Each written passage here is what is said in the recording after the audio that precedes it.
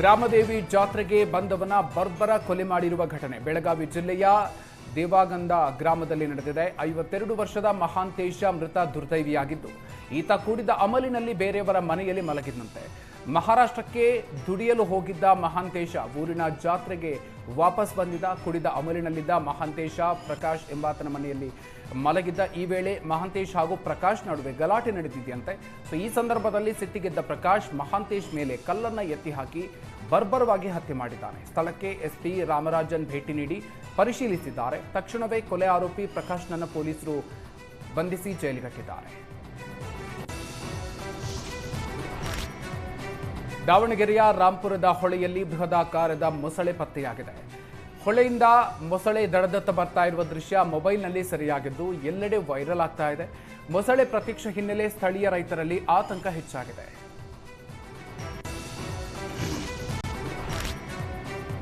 ಚಾಮರಾಜನಗರದಲ್ಲಿ ವ್ಯಕ್ತಿ ಮೇಲೆ ಮಾರಣಾಂತಿಕ ಹಲ್ಲೆಯನ್ನು ನಡೆಸಲಾಗಿದೆ. ಜಮೀನು ವಿಚಾರವಾಗಿ ಮಾತಾಡಬೇಕು ಅಂತ ಕರೆಸಿ ಮಹಾದೇವ ಎಂಬಾತನ ಮೇಲೆ ಹಲ್ಲೆಯನ್ನು ನಡೆಸಲಾಗಿದೆ. ಚಾಮರಾಜನಗರ ತಾಲೂಕಿನ ಹೊಂಗನೂರು ಗ್ರಾಮದಲ್ಲಿ ಈ ಘಟನೆಯಾಗಿದೆ. ಮಹಾದೇವನ ಕಣ್ಣಿಗೆ ಖಾರದ ಪುಡಿಯನ್ನು ಎರಚಿ ಚಾಕುವಿನಿಂದ ಮುಖ ಕುತ್ತಿಗೆ ಭಾಗಕ್ಕೆ ದುಷ್ಕರ್ಮಿಗಳು ಚುಚ್ಚಿ ಎಸ್ಕೇಪ್ ಆಗಿದ್ದಾರೆ. ಚಾಮರಾಜನಗರ ಪೊಲೀಸ್ ಠಾಣೆಯಲ್ಲಿ ವ್ಯಾಪ್ತಿಯಲ್ಲಿ ಈ ಪ್ರಕರಣ ನಡೆದಿದ್ದು, ಆರೋಪಿಗಳಿಗಾಗಿ ಪೊಲೀಸರು ಬಲೆ ಬೀಸಿದ್ದಾರೆ. ಸೈಬರ್ ವಂಚಕರ ಕಾಟಕ್ಕೆ ಕಾಫಿನಾಡ ಮಹಿಳೆ ಕಂಗಾಲಾಗಿದ್ದಾರೆ. ಸೈಬರ್ ಕಳ್ಳರಿಂದ 18.24 ಲಕ್ಷ ರೂಪಾಯಿ ಹಣವನ್ನು ಚಿಕ್ಕಮಗಳೂರಿನ ಮಹಿಳೆಯೊಬ್ಬರು ಕಳ್ಕೊಂಡಿದ್ದಾರೆ. ಮಾರ್ಚ್ 4ರಿಂದ ಏಪ್ರಿಲ್ 21ರವರೆಗೆ ಹಂತ ಹಂತವಾಗಿ ಬೇರೆಯವರ ಅಕೌಂಟ್ಗೆ ಹಣ ವರ್ಗಾವಣೆ ಆಗಿದೆ. ಅಕೌಂಟ್ನಲ್ಲಿದ್ದ ಹಣ ಏಕಾಏಕಿ ಕಳ್ಕೊಂಡ ಕಂಗಾಲಾದಂಥ ಮಹಿಳೆ ಬ್ಯಾಂಕ್ಗೆ ಹೋಗಿ ಪರಿಶೀಲನೆ ನಡೆಸಿದಾಗ ಸೈಬರ್ ವಂಚನೆಯ ಜಾಲ ಬೆಳಕಿಗೆ ಬಂದಿದೆ. ಇನ್ನು ಚಿಕ್ಕಮಗಳೂರು ಸೈಬರ್ ಠಾಣೆಯಲ್ಲಿ ಪ್ರಕರಣ ದಾಖಲಾಗಿದ್ದು, ಹಣ ವಾಪಸ್ ಕೊಡಿಸಿ ಆರೋಪಿಗಳ ವಿರುದ್ಧ ಕ್ರಮ ಕೈಗೊಳ್ಳಬೇಕು ಅಂತ ಮಹಿಳೆ ಮನವಿ ಮಾಡಿದ್ದಾರೆ. ಯಾದಗಿರಿ ಪಿಎಸ್ಐ ವೀರೇಶ್ ವಿರುದ್ಧ ರಾಯಚೂರು ಮಹಿಳಾ ಪೊಲೀಸ್ ಕಾನ್ಸ್ಟೇಬಲ್ ಲವ್ ಸೆಕ್ಸ್ ದೋಖಾ ಪ್ರಕರಣ ದಾಖಲಿಸಿದ್ದಾರೆ.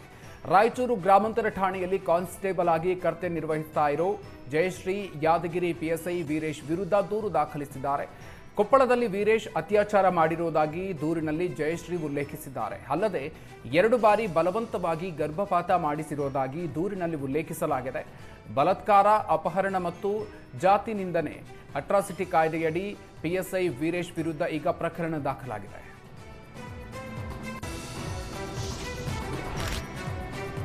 ಗದಗ ಜಿಲ್ಲೆಯಲ್ಲಿ ಕಳೆದುಕೊಂಡಿದ್ದ ಕೋಟಿ ರೂಪಾಯಿ ಮೌಲ್ಯದ 769 ಮೊಬೈಲ್ಗಳನ್ನು ಪೊಲೀಸರು ವಾರಸುದಾರರಿಗೆ ವಿತರಿಸಲಾಗಿದೆ. ಗದಗ ಜಿಲ್ಲೆ ವ್ಯಾಪ್ತಿಯಲ್ಲಿ ಜನವರಿಯಿಂದ ಈವರೆಗೆ 769 ಮೊಬೈಲ್ ಫೋನ್ ಕಳ್ಳತನ ಆಗಿತ್ತು. ಸಿಇಐಆರ್ ತಂತ್ರಜ್ಞಾನ ಬಳಸಿಕೊಂಡು ಕಳ್ಕೊಂಡು ಹೋಗಿದ್ದಂಥ ಮೊಬೈಲ್ಗಳನ್ನು ರಿಕವರಿ ಮಾಡಲಾಗಿತ್ತು. 4 ತಿಂಗಳಲ್ಲಿ ಭರ್ಜರಿ ಕಾರ್ಯಾಚರಣೆ ನಡೆಸಿದ ಪೊಲೀಸರು ಮೊಬೈಲ್ ಪತ್ತೆ ಮಾಡುವಲ್ಲಿ ಯಶಸ್ವಿಯಾಗಿದ್ದಾರೆ. ರಾಜ್ಯ ಸೇರಿದಂತೆ ರಾಜಸ್ಥಾನ, ಮಧ್ಯಪ್ರದೇಶ, ಕೇರಳದಲ್ಲಿ ಫೋನ್ಗಳು ಪತ್ತೆಯಾಗಿದ್ವು. ಮೊಬೈಲ್ ಕಳ್ಕೊಂಡಿದ್ದ ಮಾಲೀಕರಿಗೆ ಎಸ್ಪಿ ರೋಹನ್ ಜಗದೀಶ್ ನೇತೃತ್ವದಲ್ಲಿ ಮೊಬೈಲ್ ವಿತರಣೆ ಮಾಡಲಾಗಿದೆ.